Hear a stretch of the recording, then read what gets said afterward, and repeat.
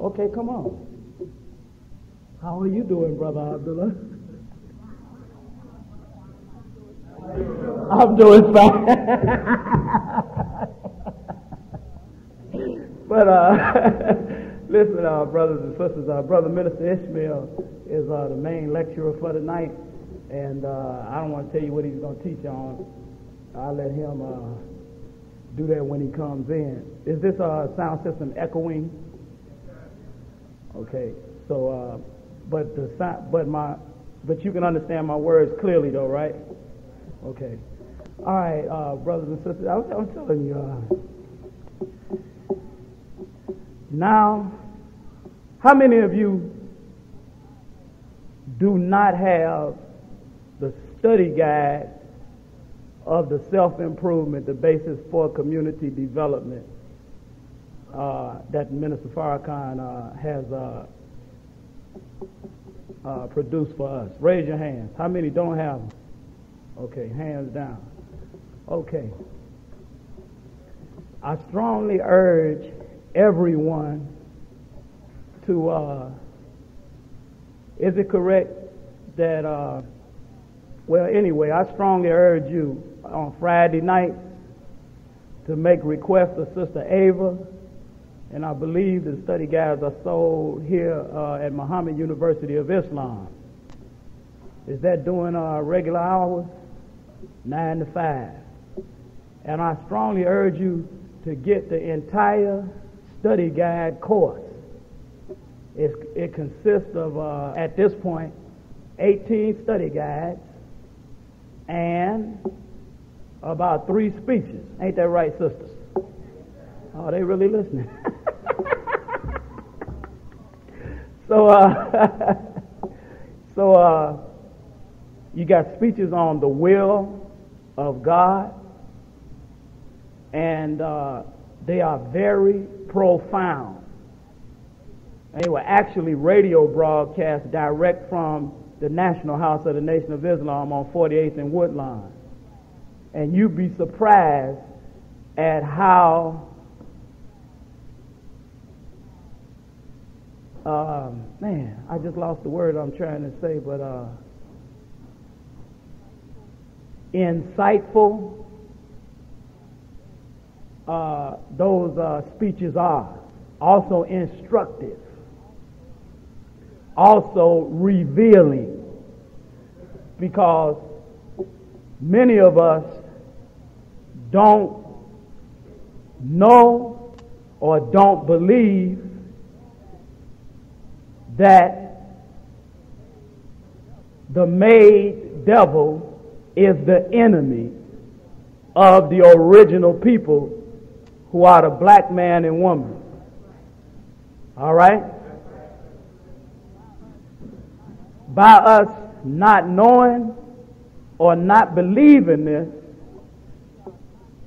we are not conscious of the depth of wicked activity that is being executed against us.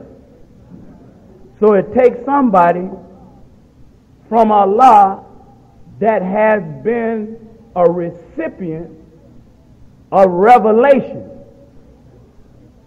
meaning he receives that which nobody knows, except that they get the knowledge from Allah. And then coming from Allah, that means that the person that articulates the revelation is articulating to you the truth with certainty, and there is no doubt in what is being said.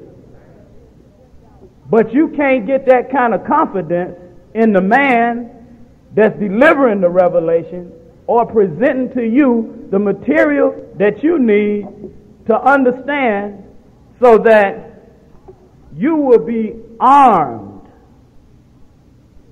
and fitted with the proper armament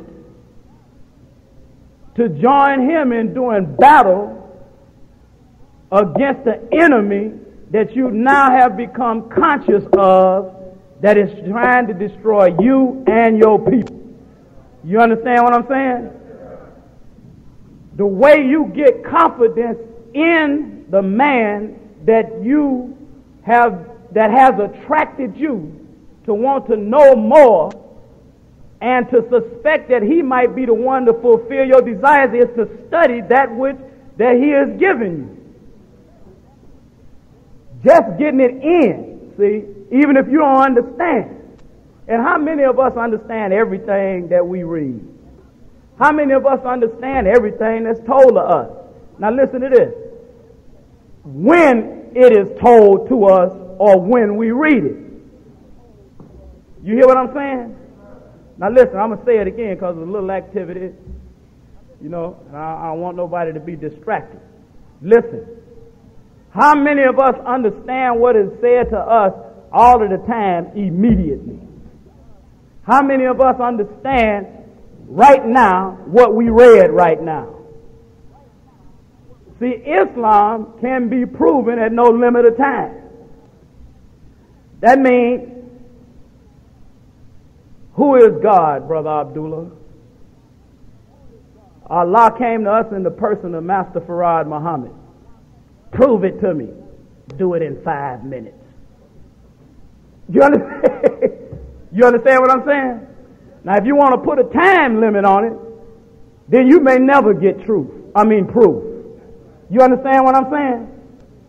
But if you give yourself time to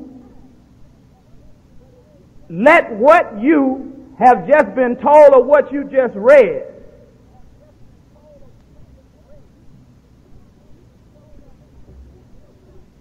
if you give yourself time, in time, circumstances and conditions will cause understanding to come about, and you will actually hear the words of the person who spoke them in the past come up in you while you're in the circumstance, and you will know he told me the truth. You understand what I'm saying? All right. You see? But if you ain't got it in you,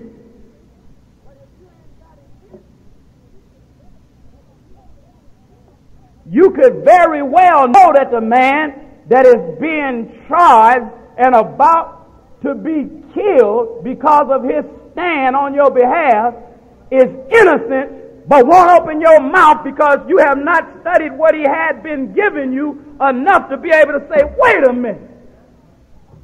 He said such and so, A to Z, and I'm with that. So how come you ain't got me up there on the gallows with it? Huh? Right? Then all the other brothers and sisters say, yeah, we up with that. Huh? Come bring us to the gallows now. Matter of fact, we on the way up there. We want to see if you bad enough to hang us. Huh? Then the executor, he say, well, wait,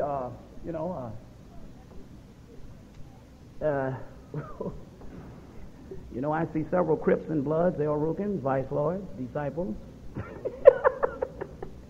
governors, governess, Muslims, Baptists, Hebrews, NAACP. Everybody up in here, maybe I better, meet with the leadership because I ain't quite ready for people that I have enslaved and oppressed, beat down, destroyed, robbed, and left rejected, standing up with such strength against me like they done forgot who I am. I mean, I'm the destroyer of them. Huh? See? Anytime the slave forget that I'm the oppressor and stand up on me like that, then maybe I better meet with that leadership and try to find out what's going on before I make a move that's going to totally wipe me out now and immediately. You understand what I'm saying?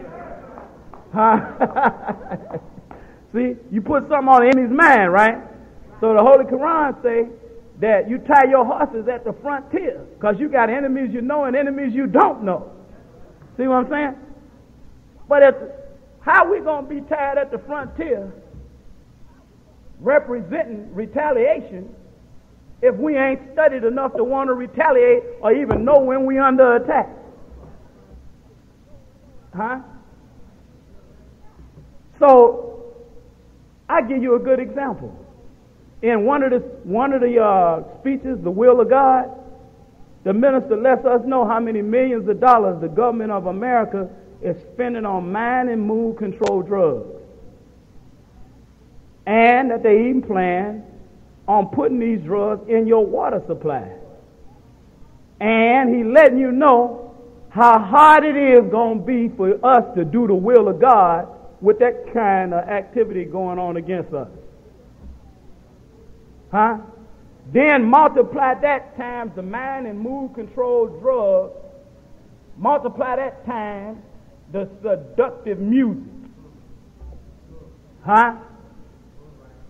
You see what I'm saying? Pretty soon, the devil is in the straight path, our nature, and redirecting our will. And we don't even know it because we don't even see him as the enemy. See? Our lives are at stake. Now the book says if it had been a near game and a short journey, everybody would have made it. Now we all, you know, the Holy Quran tell you that that's the way it is, what I'm getting ready to say. He said that in the alternation of the night and the day, there are signs for you, for those who believe, right? He tells you that night is for rest and the daytime is for work, right? Most people preach hell as though hell is specifically and only to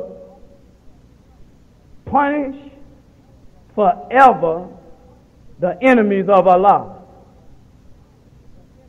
But the Quran doesn't say that. It said one of the purposes of us catching hell was to be purified.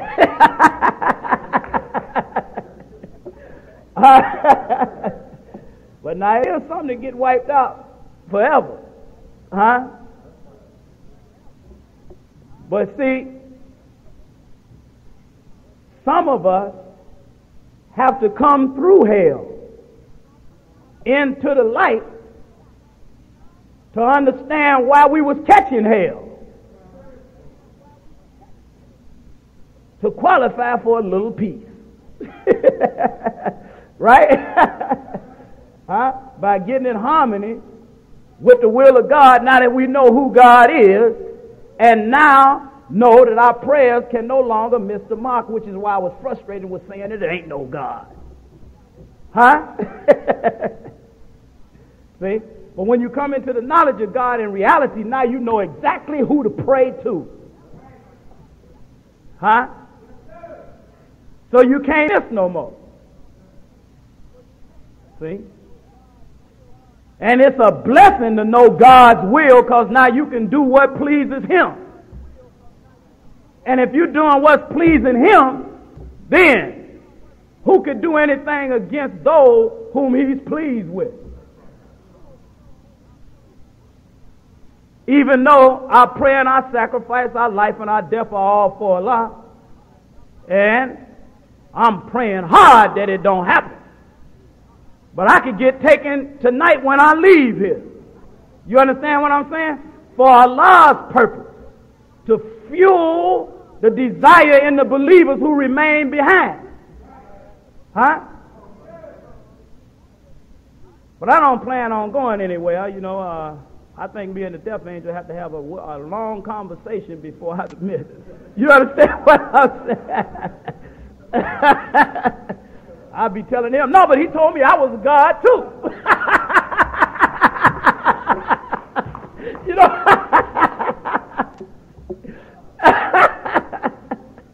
you know, you don't expect God to just lay down because you say it's time to go, do you? It's not without a fight. Yeah. Hey, look. All of a sudden they check my pulse and say, wait a minute. His pressure seems to be increasing. He's not dead. Shoot, boy, I believe I believe in real life that I'm just like them dreams we have where we get shot 90 times and don't die. Fall off a cliff and still be alive. I don't know if y'all had them, Cam. I didn't have them, boy. I refuse to die. No!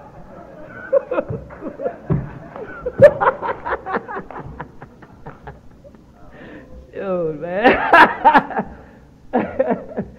Shoot, man. So, we got to be armed, man. Male and female. But we got to be ready. But the only way you could get ready, he said that the armament is the breastplate of righteousness. He said it's the helmet of salvation. It's the sword of truth and the spirit of the word, right? It's the feet shod with the gospel. Huh? See? We got to dress ourselves in the armament of righteousness. That's why we got a dress code also. Huh? We want to be clearly distinguished as those who are marked by Allah because it's His will that we're doing. Because we're going all of the way with the execution of our God's law against anybody that violate one of the clearly marked of Allah. Do you understand what I'm saying? See? But you can't be that strong and carry out them kind of instructions if you ain't nourishing yourself to strength with what's being fed to us through the recipient of the revelation. See? That's how we get fearless. We wash fear out of us with the water of the truth. See? It's been truth around a long time, but it's been mixed with falsehood. That's why the man of God is characterized as the son, because he draws the water up that's been polluted, purifies it, then rains it right back down on the same mud he drew it up from, and then grows something up that wasn't even alive or perceived from the beginning. Huh? Yeah, man, I'm telling you. This is a powerful man in our midst. Some of us have already been killed because we didn't obey. Some of us got diseases because we didn't obey. Huh? You see what I'm saying? I didn't have no gray hair until I quit eating every other day. Now I see some coming all out on my neck. He said, my God, please, God, I'm going to start back to eating every other day. Don't let me age that quick. I'm serious. Some of us experiment and then get off, and we know for a fact, I was on the right course. Hey, right, let me get back on it. You understand what I'm saying? Serious. See, everybody ain't going to tell you the truth about their struggles. Well, I'm telling you because the minister don't want no damn excuses. He say, when the manifestation of our defects come up, don't fall out. Face it. Overcome it. And keep stepping towards God. See what I'm saying? You don't give up because you find out you weak. Here you fighting. You throwing. Then the guy catch you in the gut and you ain't been doing sit-ups. Because you know you ain't been doing sit-ups. You done forgot that that's the first blow he got in on you and you done hit him 99 times. But you forget, I'm delivering 99 to 1. He got one blow in, but because I hadn't been doing sit-ups and I'm weak, and that was one good punch, now all of a sudden I can't throw no more punches because my weakness been manifested, so I cover up on the ropes. It's getting knocked out.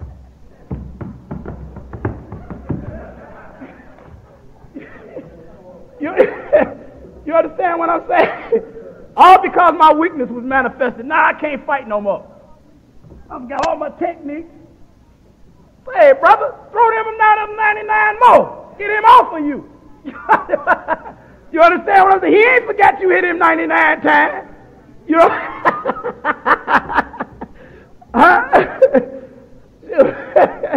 See, we can't be giving up because we get caught with a few good blows now. See? So what we got to do? We got to pray. What we got to do? Got to fast. What we got to do?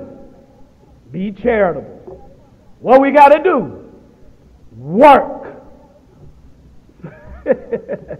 Huh? So I see our brother Minister Ishmael Muhammad has just come in, and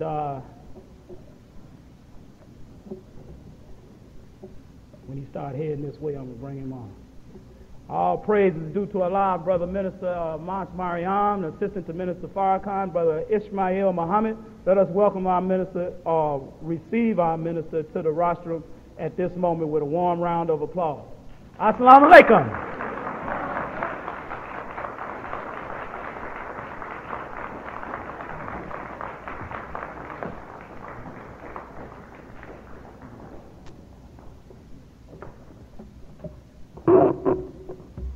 Assalamu alaikum.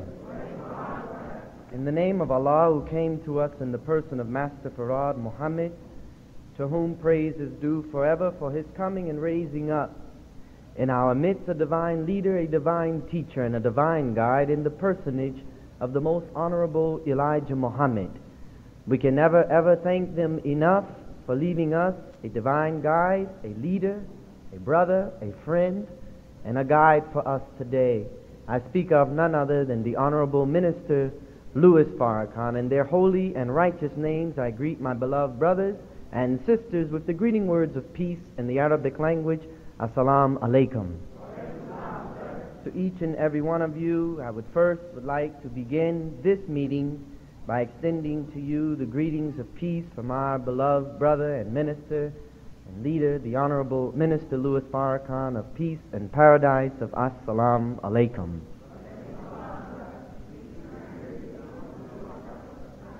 Thank you. Thank you, MGTFOI, visitors, guests. Thank you. I will do that. It is so wonderful, brothers and sisters, to have such a leader as we have in the Honorable Minister Louis Farrakhan. That man is shaped and molded by God. He's a well-made man.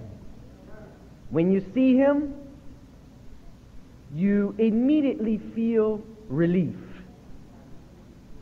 See, I'm not saying that just because I may have known him more than you, but many of you that see him, you just smile. Those who have other evil intentions and motive, well, they may harden up in the face. But Brother Farrakhan just makes a person smile. You look at him and you just, I find myself that, I say, man, I must be looking really silly because I just smile. And if he asks something of me, I don't know how to answer. Well, Minister, I can't speak straight to him. I find myself searching for words, jumbling over words. And every time that I'm blessed to be in his presence, I always ask myself, well, why is it that you get all messed up when you're around him? I have nothing to hide. I'm working for him. I feel good. I'm striving to be a good Muslim. Why do I act like this? If I could put it in these words, he's such a good man that he's almost too good to be good and almost too much for one to believe. I can't find any other way to explain it. But that's how magnificent his beauty is. That's how wonderful of a man he is. And what you see is what you get. Brother Farrakhan comes before us in a suit and a bow tie and speaks to us the powerful word of God and inspires and motivates us. that is the same man that if you're blessed to have dinner with him, if you're blessed to talk with him, walk with him, there is no change in him. He's the same brother.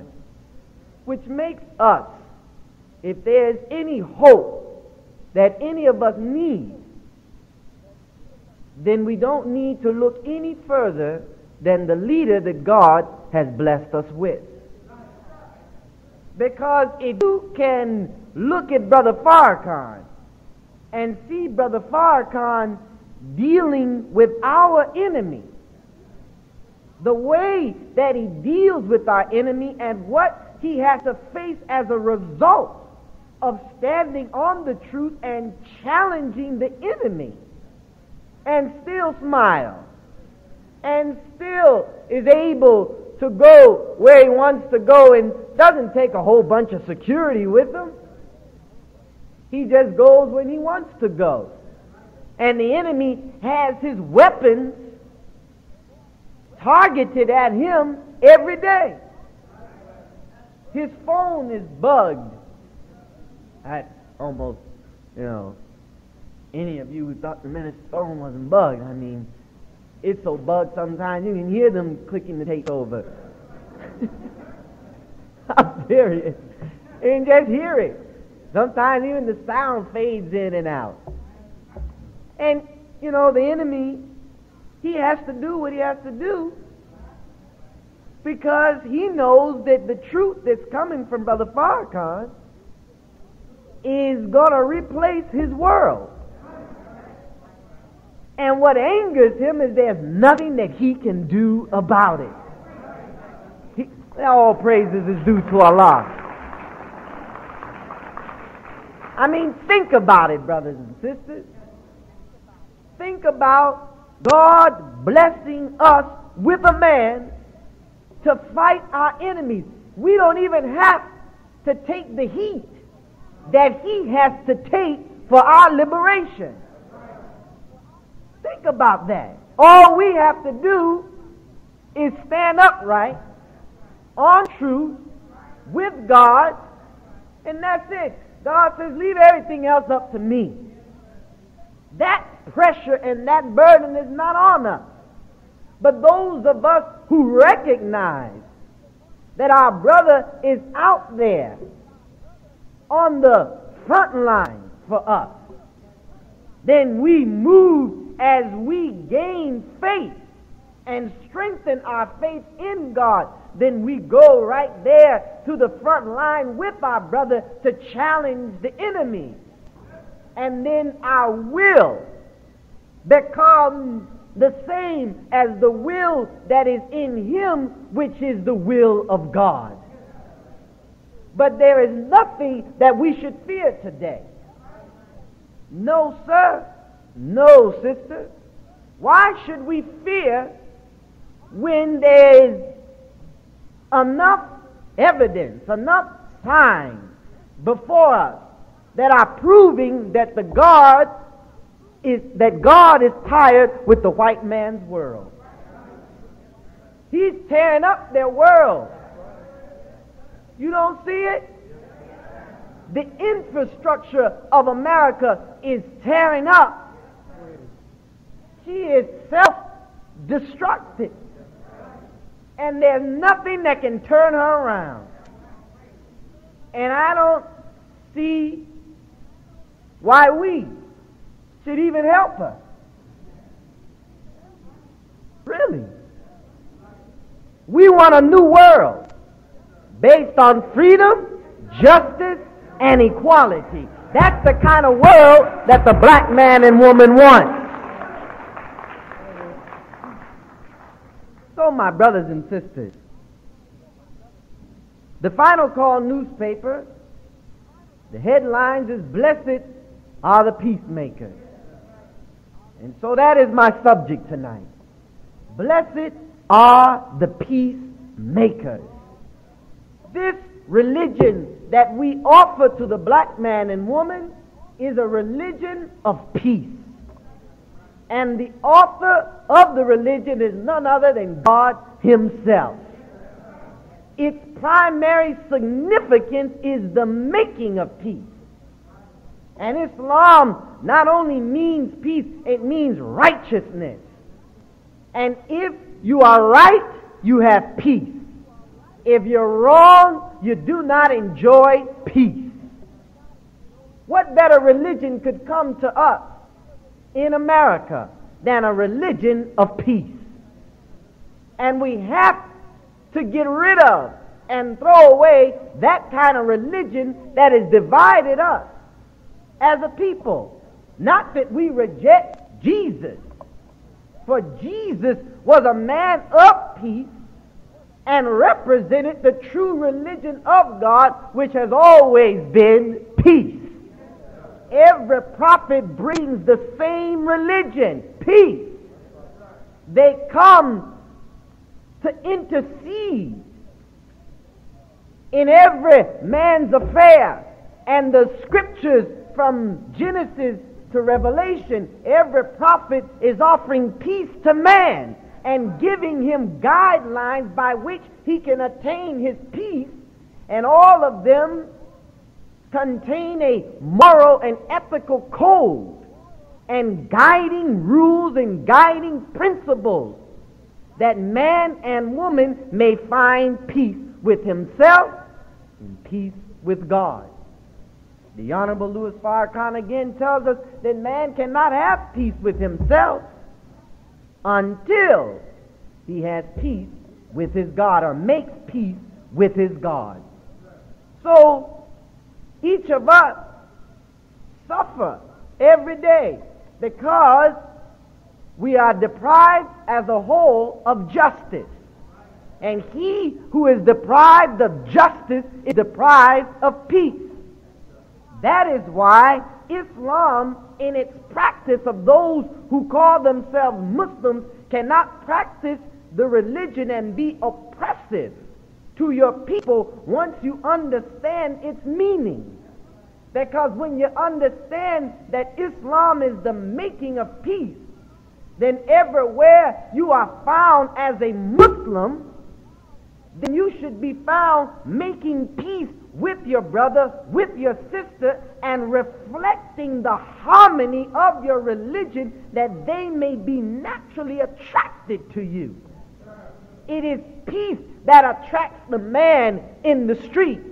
It is the peace that one carries that draws men to them, because people are catching hell. And that is why Brother Farrakhan is successful. It is because he is a man at peace with himself. Look at that principle. He's at peace because he knows God's will, and he has accepted God's will, God's law, and he is in harmony with his will. So like Jesus, when Jesus acted out the will of God and he acted not on his own will, he acted on God's will.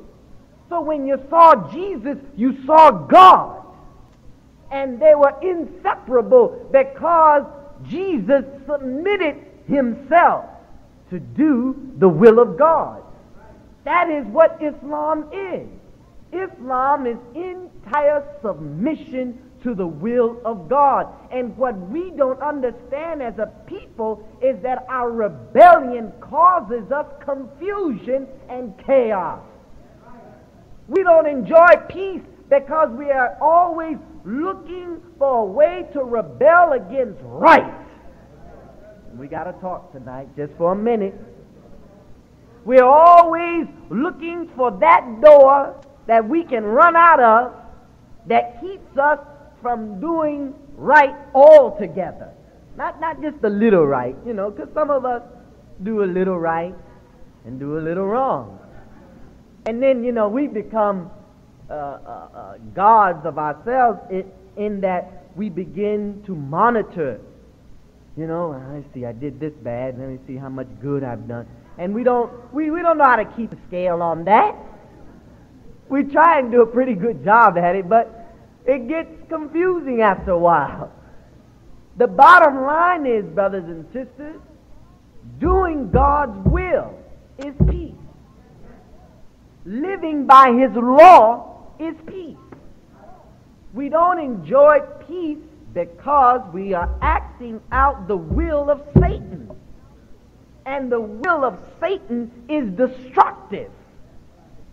And the world of Satan is destructive. This is a man who practices war and is engaged in war. His world is in conflict today. And those of us who are in the mindset of Satan are constantly at odds with ourselves and with everybody around us. That is why we are not a product of environment. We make our environment. So a man who is at peace with himself takes that peace of mind, and that peace of mind begins to affect the environment in which he is in. And no matter how much confusion or conflict is in the environment, when the man of peace that is with faith is in that environment, he begins to correct the environment and change it all around. That is why a Muslim can change a whole community. One Muslim. You see one Muslim changing the whole world practically. Because I've only met two Muslims. They're really one. They're really one. I didn't make a mistake. They're really one. Because every time each of us link up and connect with God, then you don't begin to start dividing one another by calling different names and, well, you this and you that. No. That's why God. We are all children of the Most High God. But when everyone is acting out His will, then we're all God. And look at one another on the same level. And therefore, I don't begin to discriminate against you because of your name or your position. I know that you're acting out the will of God. And so, Brother Farrakhan and Elijah Muhammad are the only two Muslims that I have really met. I've met many, and there are many Muslims, but I mean a true Muslim. I mean they did not deviate in their faith. And they kept to their God, and they're keeping to their God. And they have affected the world and have transformed the lives of millions of people. And the message of the Honorable Minister Louis Farrakhan is all over the world today. And the Mexican is responding to the word. And our people in the Caribbean and in Africa are responding to the word. And the Chinese are responding today. And the Japanese are responding. And the Turks are responding. And Europeans and white folks are responding. Yes. That shows you that Islam is universal. You know, there are those of us who would like to isolate Islam. But Islam is universal. It is represented by the sun, the moon, and the stars. And that is why we say it is the natural religion of man. Because no other religion is represented by the sun, the moon, and the stars. And when you were born into the world, you met upon your birth into the world the sun, the moon, and the stars. And when you leave, the sun, the moon, and the stars shall always be in the heavens. It is the natural religion. But the Honorable Elijah Muhammad, bringing this religion for the first time to us, we rejected it. Because we saw it as a strange religion. But that was not out of our own thinking. That was out of the thinking of white Christianity. That was the religion that white folks reared us in. And therefore, if white folks rejected it, we also followed white folks in rejecting it. because we didn't know the value in the religion that a black man was giving to us. And the black man saying, you see, you're not converted into Islam. Islam is your nature. I don't care how you look at Islam. Islam is the nature upon which everything finds its existence. That's powerful. I wouldn't want to be in any other religion. Every other religion is a religion of man. And every other religion finds its root in Islam. And they take what they want to take out of Islam and then begin to practice their own Islam and her Islam. And they put another name and another title on it. But they all find their root in Islam. The Quran says, "He is Allah besides whom there is no God, the King, the Holy, the author of peace, the grantor of security, guardian over all, the mighty, the supreme, the possessor of greatness. Glory be to Allah from that which they set up with Him. He is Allah, the Creator, the Maker, the Fashioner. This is our God, our Supreme Being. He never gave to man a religion that causes him to be at odds with himself. God has never been the author of confusion. Never. He is the author of peace, and He desires that everything that He has brought into existence enjoy peace by submitting to a law. Now, law. Most of us don't like law. Be honest. Not because we just reject it out of ignorance, and because we have been reared by white folks to do everything the opposite of what God has ordained. Everything the opposite. If God says yes, white folks say no. If God says no, white folks say yes. On everything. So the Honorable Elijah Muhammad put it like this. He went so far as to say that 80% of what we think is wrong. That's deep.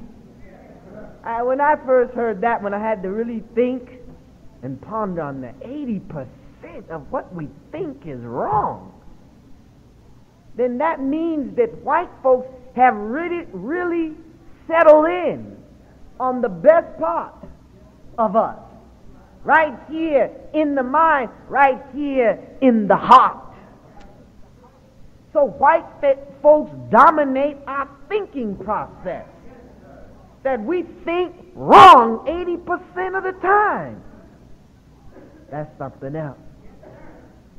Allah did not desire for us to think wrong, for the brain cell is constructed right and on righteousness.